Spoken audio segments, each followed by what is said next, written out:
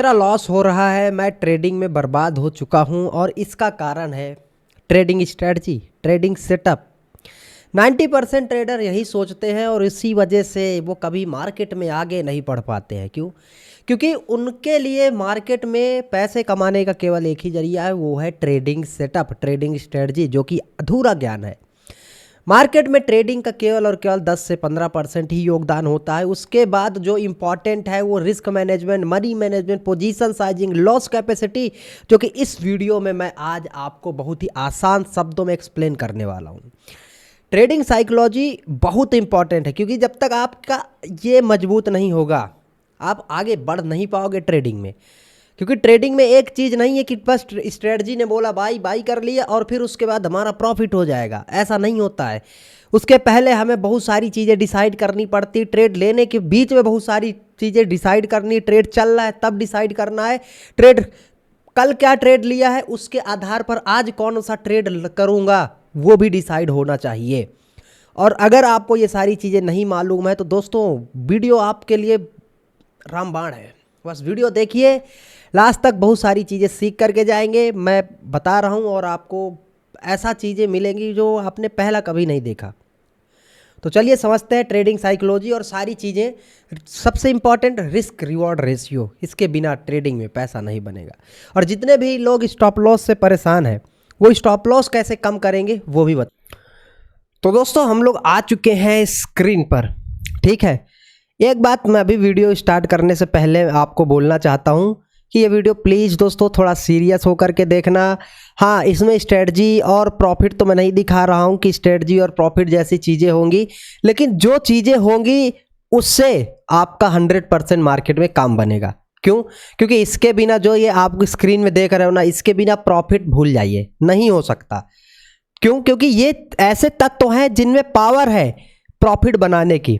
वो कैसे, मैं समझाता हूँ। देखिए अभी मैं इसको एक्सप्लेन करूँगा, इन सब चीज़ों को एक्सप्लेन करूँगा, ठीक है। लेकिन पहले थोड़ा सा मैं आपको एक बात समझाता हूँ। ये बताइए, क्या मार्केट में आपकी स्ट्रेटजी 100% एक्यूरेट है? बताइए, क्या 100% आप कभी कह सकते हैं कि मार्केट ऊपर जाएगा या नीचे जाएगा? नहीं। मैं चलिए ठीक है, मैं मान के चलता हूँ विराट, अभी समझना, विराट कोहली का एवरेज 70 है। मतलब उन्होंने अपनी लाइफ जितने भी मैच खेले हैं उनका सब मैचों का मिलाकर, किसी में उन्होंने 100 बनाया, किसी में उन्होंने 200 बनाया, किसी में 5 रन भी बनाए, तो सबका स्कोर मिलाकर उनका जो एवरेज आ रहा है वो 70 है, ठीक है। तो एवरेज आने का मतलब क्या ये है कि अगर क्या मैं ये कह सकता हूँ कि कल वो जाएंगे और मैच में 70 रन बना देंगे? ये कह सकता हूँ? नहीं। लेकिन अब बोलोगे यार एवरेज तो 70 है, बट कल वो 70 बना सकते हैं या नहीं वो तो मैच के बाद पता चलेगा। वो 5 में भी आउट हो सकते हैं और 200 भी बना सकते हैं, ये प्रोबेबिलिटी हो गई। इसी तरीके से मेरे भाइयों, मेरे दोस्तों, ट्रेडिंग भी है। मानता हूं आपकी स्ट्रेटजी 90% एक्यूरेट है, लेकिन क्या अगला ट्रेड में आपका प्रॉफिट होगा या लॉस होगा? 10% चांसेस है ना, हो सकता है वो अगला ट्रेड में लॉस हो सकता है। तो ये इसलिए आपका रिस्क मैनेजमेंट और ट्रेडिंग साइकोलॉजी जरूरी है। क्यों? क्योंकि मार्केट में 90% एक्यूरेसी होने के बाद भी आप लॉस कर सकते हैं और 10% एक्यूरेसी के साथ भी आप प्रॉफिट कर सकते हैं। वो भी किसकी पावर से? रिस्क मैनेजमेंट, ट्रेडिंग साइकोलॉजी की पावर से। इसलिए कभी भी ट्रेडिंग के सेटअप के पीछे मत भागिए। एक सेटअप है, उसको बैक टेस्ट वगैरह कर लिए, काफ़ी है। फिर क्या करना है? हमें करना है रिस्क मैनेजमेंट पर काम, जो कि ट्रेडिंग का कोर है। अब उसी को समझाता हूं। तो ये तो आपको समझ में आ गया कि एवरेज का मतलब क्या है। हाँ ठीक है, अब मैं थोड़ा सा आपको यहां पर आता हूं, दिखाता हूं। सबसे पहले हमें जब ट्रेड करना है तो सबसे पहले कुछ तत्व हैं, जो कुछ चीजें हैं वो हमें देखने हैं। पहला, पोजीशन साइजिंग। अभी मैं आऊंगा trading psychology, target, stop loss, loss capacity, बहुत सारी चीजें समझाऊंगा। बट सबसे पहला जब हम ट्रेड करने जाएंगे तो हमें जो देखना है वो है पोजीशन साइजिंग। अब आप बोलोगे यार ये पोजीशन साइजिंग क्या है और ये क्यों इंपॉर्टेंट है? समझाता हूँ। पोजीशन साइजिंग एक्चुअली में एक ऐसा बैलेंस है जो कि आपके बुरे वक्त में और अच्छे वक्त में काम देगा। एग्जाम्पल के लिए समझिए, आप लॉस बड़ा कब हुआ है आपका, याद कर लेना, मैं बताता हूँ। लॉस आपका हुआ था, आपने सोचा कि रेजिस्टेंस से मार्केट गिरेगा, और आपने शॉर्ट कर दिया 20 लॉट से, और मार्केट लेकर एसएल उड़ गया और आपका 20,000 का लॉस हो गया। ठीक है, 20,000 का लॉस हो गया, और अब आपके पास कैपिटल बचा नहीं और आप डर में हैं, डर आपके अंदर समा गया है, आप डरने लगे ट्रेड करने से, तो आप फिर से 2 लॉट में आ गए, और इस बार आपका मार्केट ने टारगेट दे दिया। अब 2 लॉट में आ गए तो आपका प्रॉफिट कितना होगा बताइए? 1,000, 2,000, जो भी है, जितना भी है, मैं एक्सप्लेन कर रहा हूँ। ठीक है, तो आप इस तरीके से आ गए, 2,000 आपका प्रॉफिट हुआ, 1,000 जो भी है। मेरे कहने का मतलब ये है कि आपके अगर पोजीशन साइजिंग सेम नहीं है तो इस ज़्यादा चांसेस ये है कि बड़ा पोजीशन में लॉस होगा, छोटे पोजीशन में प्रॉफिट हो सकता है या नहीं, वो तो मार्केट पर बड़ी पोजीशन से लॉस होगा, और उस बड़े लॉस को कभी भी आप छोटे ट्रेड से, छोटे प्रॉफिट से रिकवर नहीं कर सकते। इसलिए हमेशा पोजीशन साइजिंग बराबर रखिए। मतलब एक लॉट से ट्रेड कर रहे हैं तो लॉस भी एक लॉट से होना चाहिए, टारगेट भी एक लॉट से होना ही चाहिए। ये इंपॉर्टेंट है। आपके बड़े लॉसेस इसीलिए होते हैं, और मतलब मैं आपको बताता हूँ, विवाद हुआ, ठीक है, समझना, विवाद हुआ, मैच हो रहा है, हम आप मैच खेल रहे हैं, मैंने आपके एक ओवर में 6 छक्के 6 लगा दिए, ठीक है, मैंने 36 रन बना लिए 6 गेंदों में। अब आप आ रहे हैं, एक एक रन ले रहे हैं, तो क्या एक एक रन लेने से आप इतने रन को कैप्चर कर लेंगे 6 गेंदों में? नहीं कर पाएंगे, सिंपल। तो इसलिए हमेशा समझना है आपको कि बड़े घाव लेने से अच्छा छोटे घाव को हम वो करें जो घाव रिकवर हो सके। इसलिए हमेशा छोटी पोजीशन साइजिंग, और इससे या तो एक लॉट से करिए, 20 से भी मैं मना नहीं कर रहा हूँ 20 से करने का, लेकिन हमेशा करिए फिर, है ना। तो ये एजुकेशन के लिए बोल रहा हूँ मैं, सेम पोजीशन साइजिंग बहुत इंपॉर्टेंट है। अब यहीं पर लोग गलती कर देते हैं, अभी इसको आगे एक्सप्लेन करूँगा। उसके बाद लॉस कैपेसिटी, अरे यार इसके बिना तो ट्रेडिंग कुछ है ही नहीं।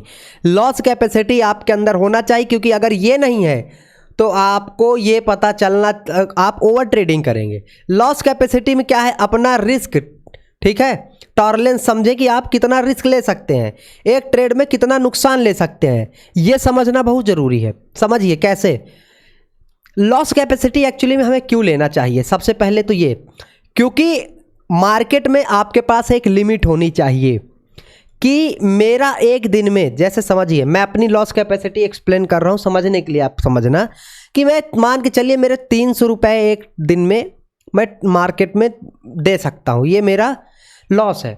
ये लॉस कैपेसिटी क्या है? ये वो पॉइंट है, ये वो पैसा है कि अगर मेरे पास से ये लॉस हो रहा है, ये जा रहा है, तो मुझे तकलीफ नहीं होगी। कोई मुझे देखकर ये नहीं कहेगा कि यार आज इसका लॉस हो गया। ये ऐसा पैसा है जिसके आने जाने से मुझे फर्क नहीं पड़ेगा। मैं इसीलिए छोटे से कैपिटल पर रिस्क लूँगा, जिसका कुछ परसेंट मैं 300 रुपया स्टॉप लॉस रखूँगा। इसको इस तरीके से कर सकता हूँ कि 300 रुपये का एक ट्रेड ले सकता हूँ, या 150 रुपये के 2 ट्रेड ले सकता हूँ, बट मेरे 300 रुपये से ज़्यादा ट्रेड नहीं होना चाहिए। अगर मेरा एक दिन में 300 का लॉस हो गया, मैं ट्रेड बंद कर दूंगा, क्योंकि नहीं बंद करूंगा तो ओवर ट्रेडिंग की चपेट में, ओवर ट्रेडिंग की मार में आऊंगा ही आऊंगा। और अगर इसमें नहीं आता हूं तो फिर मेरा मार्केट मुझको खा ही जाएगा।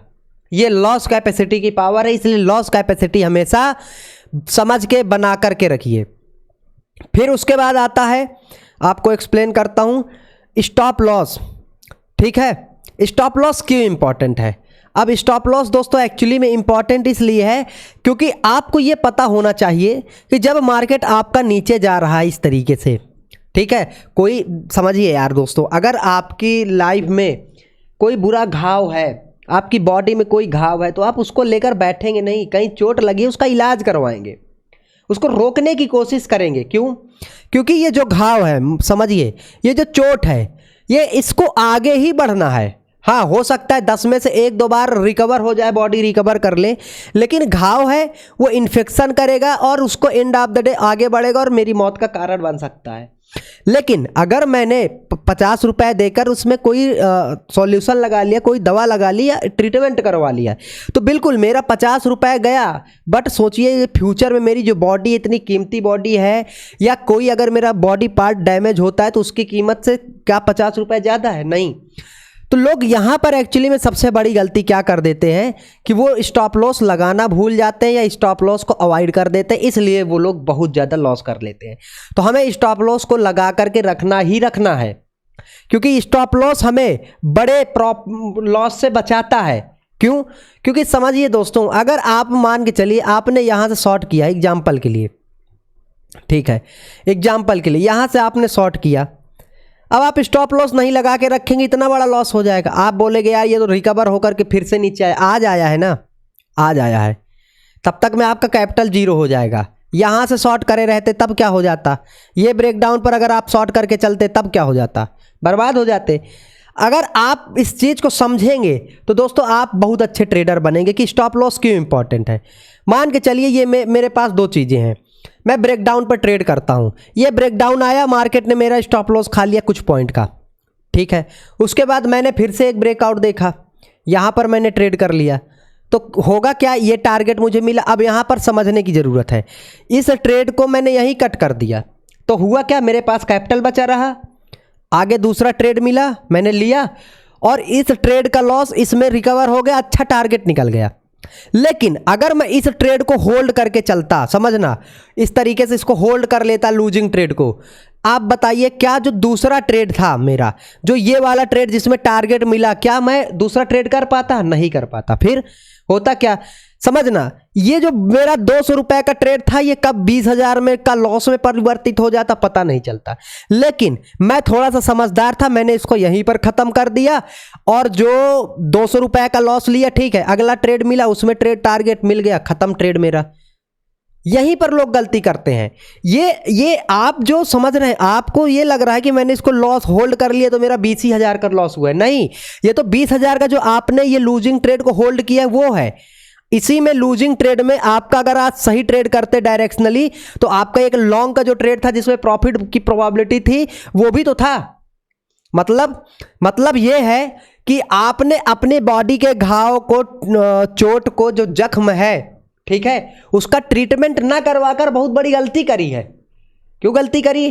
क्योंकि 200 रुपए का जो आप यहां पर सॉल्यूशन लगा सकते थे, सॉल्यूशन से मेरा मतलब कोई ट्रीटमेंट करवा सकते थे, ठीक है, आपने वो ना करवाकर, अब 200 रुपए करवा लेते तो आपका पैसा बचता, लेकिन आपने वो ना करवाकर पता है क्या किया, आपने अपने पूरा हाथ को कटवा लिया, इन्फेक्शन हो गया, 1-2 लाख रुपया लगा, चला गया पैसा। अब आप बताइए वो 2 लाख रुपया जो गया, उस 2 लाख से आप कोई बिजनेस कर सकते थे, उस 2 लाख से और सारी चीजें कर सकते थे। यही मैं बोल रहा हूं कि जो लूजिंग ट्रेड होल्ड कर रहे हैं उसी लूजिंग ट्रेड को कट करके सही समय पर आप यहां पे एक ट्रेड ले सकते थे।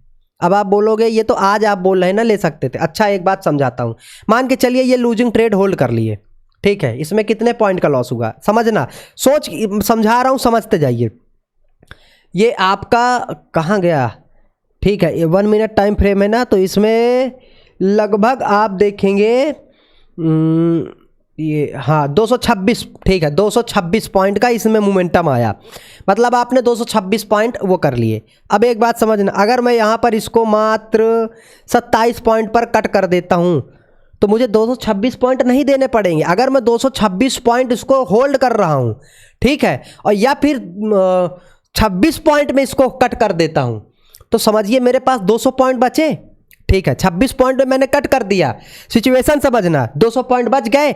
अब क्या किया, फिर से मैंने यहाँ पर एक ट्रेड ले लिया और जो यहाँ पर 20 पॉइंट कटे, 26 पॉइंट, वो भी रिकवर, पैसा भी। लेकिन अगर इसको होल्ड करता तो वैसे भी ये तो जाता ही ना 226 पॉइंट, वो तो जाता ही। तो इस 226 पॉइंट को एक बार में देने की से अच्छा है बारी बारी तोड़कर, जिससे प्रोबेबिलिटी बन जाए प्रॉफिट होने की। ये मैं समझाना चाहता हूँ यारों, मतलब दोस्तों, ठीक है। उसके बाद स्टॉप लॉस के बाद टारगेट लेना बहुत जरूरी है, ठीक है। टारगेट लेना क्यों जरूरी है? टारगेट वो तो लेना ही जरूरी है क्योंकि बिना टारगेट के तो प्रॉफिट बनेगा नहीं। लेकिन आपको ये समझना है कि दोस्तों अगर मैंने यहाँ पर 26 पॉइंट का लॉस लिया है यहाँ पर, तो यहाँ पर मुझे लगभग 60 पॉइंट का टारगेट चाहिए और होल्ड करना पड़ेगा, क्योंकि अगर मैं ये नहीं करूँगा तो मेरा बैलेंस नहीं बनेगा ट्रेडिंग में, प्रॉफिट का रिस्क मैनेजमेंट नहीं बनेगा। क्यों?